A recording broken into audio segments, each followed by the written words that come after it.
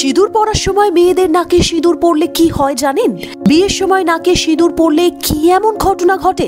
অনেকেই আসল সত্যিটা জানেন না। কেনই বা নাকে সিঁদুর পড়লে বলা হয় কপাল খুলে গেল? নাকে সিঁদুরই বলে দেয় মেয়েদের ভাগ্য। স্ত্রীর প্রতি স্বামীর ভালোবাসা কতটা গভীর তা বলে দেবে এই সিঁদুরই। বিয়ের প্রথম দিনই জানা যায় অনেক কিছু।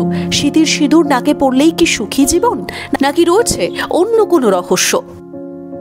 হিন্দু শাস্ত্রে সিঁদুর অত্যন্ত পবিত্র। স্বামীর মঙ্গল কামনায় বিবাহিতরা সিঁদুর পরেন। বলা হয় সিঁদুরদানের সময় নাকে সিঁদুর পড়লে অত্যন্ত শুভ। সংসার প্রেম ভালোবাসায় পূর্ণ থাকে। স্বামী স্ত্রীর মধ্যে ভালোবাসার কোনো অভাবই থাকে না। স্ত্রীর প্রতি স্বামীর ভালোবাসা গভীর হয়। ছট পুজোতেও দেখবেন মহিলারা একদম নাক থেকে কপাল পর্যন্ত লম্বা করে সিঁদুর পরেন। বিশ্বাস করা হয় সিঁদুরের রেখা যত দীর্ঘ হবে স্বামীর আয়ু তত বেশি হবে। আসলে সিঁদুরের সঙ্গেই রয়েছে দাম্পত্যের গভীর যোগ। মেয়েদের সিঁদুর স্বামীর ভাগ্য, প্রেম আর সুখের প্রতীক।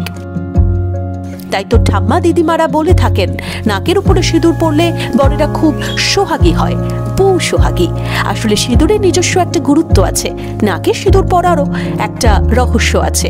সিঁদুর মানেই তো সোহাগের প্রতীক। কথিত আছে যে মহিলারা সিঁদুর লুকিয়ে রাখেন কিংবা সিঁথিতে পড়েন না, তাদের স্বামীরাও সমাজের অন্ধকারে লুকিয়ে থাকে। তাদের জীবনে উন্নতি করার কোনো লক্ষণই থাকে না। সাংসারিক জীবন সংকীর্ণ হয়ে পড়ে। আসলে সিঁদুর পরিবারের সুখ সমৃদ্ধির প্রতীক। নাক পর্যন্ত সিঁদুর পড়লে প্রকাশ পায় স্বামীর প্রতি ভালোবাসা এবং শ্রদ্ধা। লাল সিঁদুর দেবী পার্বতী এবং সতীর শক্তির প্রতীক।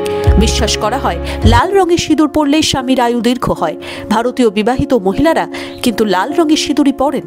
আবার অনেকে ব্যবহার করেন কমলা, হলুদ কিংবা মেটে সিঁদুরও।